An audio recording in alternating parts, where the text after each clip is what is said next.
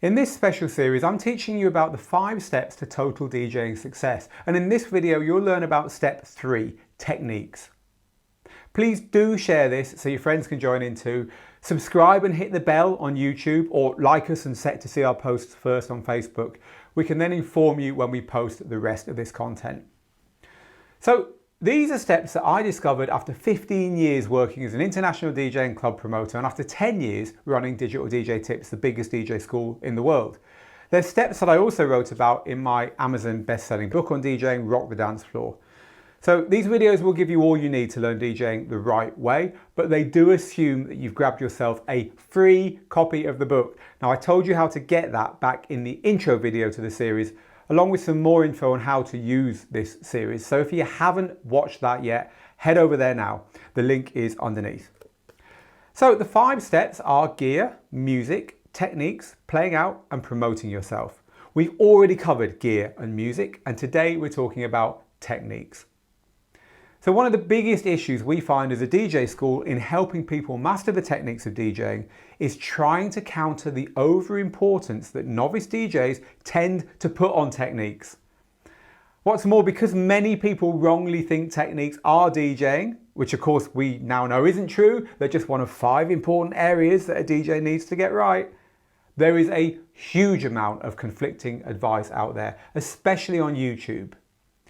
Some DJs think that if only they could learn some of the flashy tricks they see performed in those super popular 5-minute YouTube DJ demos, then they'll be able to do it. They'll be DJs. Success!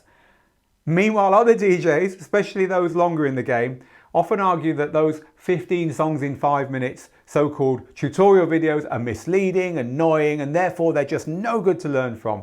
That they're really just the DJ equivalent of what a video of the best bits of the most watched videos from a porn channel might look like. And that actually, in the real world, DJing is also nothing like that. Look, the truth, as is often the case in these things, is somewhere in the middle. Yeah, DJing has moved on from 2 turntables and a mixer. And yes, modern gear does have some neat tricks it'd be silly to ignore.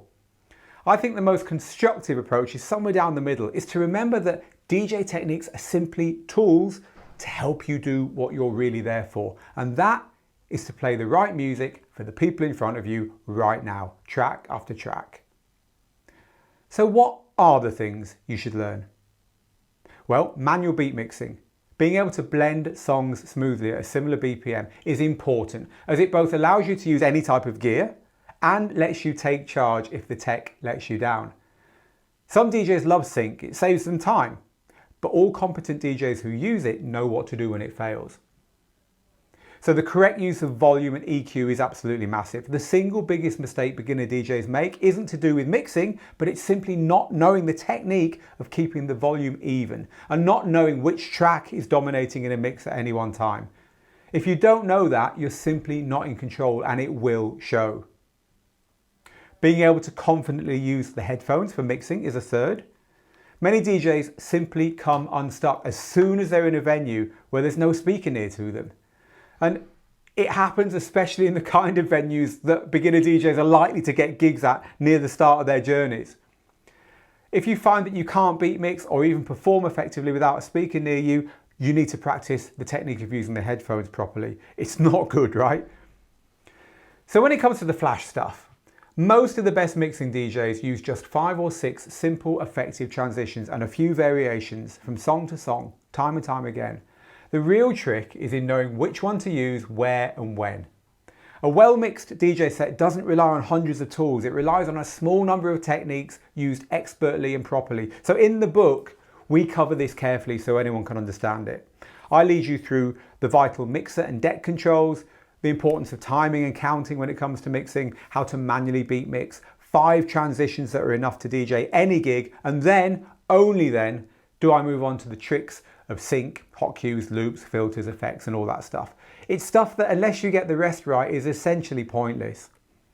Also in the book, I link you to a series of 5 videos to show you the basic transitions done properly. You won't find these videos on YouTube, but they're the stuff you really need.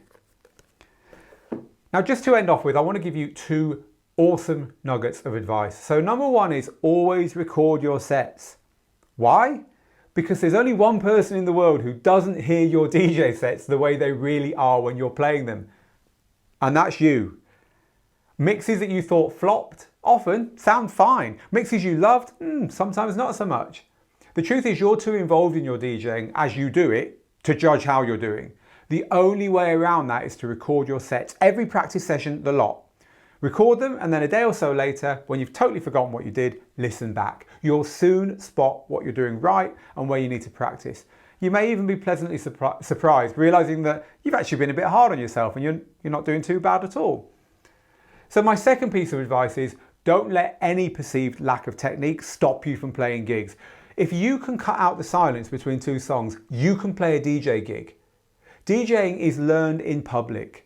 You learn what's really important with an audience. Trying to perfect your DJing at home is like trying to learn to play football alone in your backyard. It doesn't work. To learn, you have to get on the field. Seriously, once you master the very basics, you are ready. And that's exactly where we're going to pick up in the next video, as the fourth of our 5 steps to DJing success is playing out. Now, please share your DJing techniques related stories, thoughts, questions and feedback underneath as ever. And please do remember to share, follow, like and subscribe. We really do appreciate it.